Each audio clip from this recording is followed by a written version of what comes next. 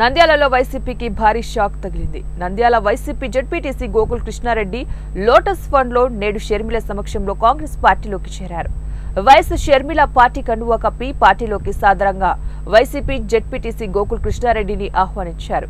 ఈ సందర్భంగా గోకుల్ కృష్ణారెడ్డి మాట్లాడుతూ వైసీపీ పార్టీకి ఎన్నో సేవలు చేశామని, కానీ పార్టీ మాకు సరైన గుర్తింపు ఇవ్వలేదని, గత కొన్నాళ్లుగా నంద్యాల వైసీపీ ఎమ్మెల్యేగా ఉన్న శిల్పా రవి పనితీరు నచ్చడం లేదని, నంద్యాల అభివృద్ధి చెందాలంటే కాంగ్రెస్ తోనే సాధ్యమని భావించి కాంగ్రెస్ పార్టీలో చేరినట్లు తెలిపారు.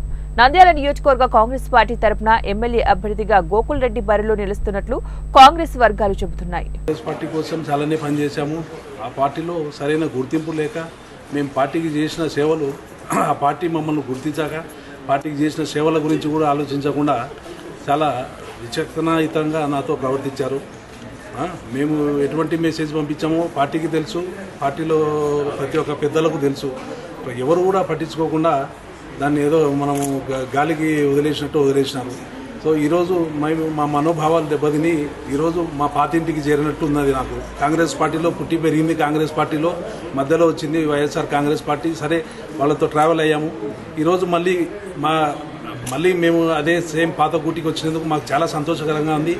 మేము శర్మిలమ్మ గారితో కలిసి పనిచేయడము మాకెంతో అదృష్టంగా భావించి రాబోయే రోజుల్లో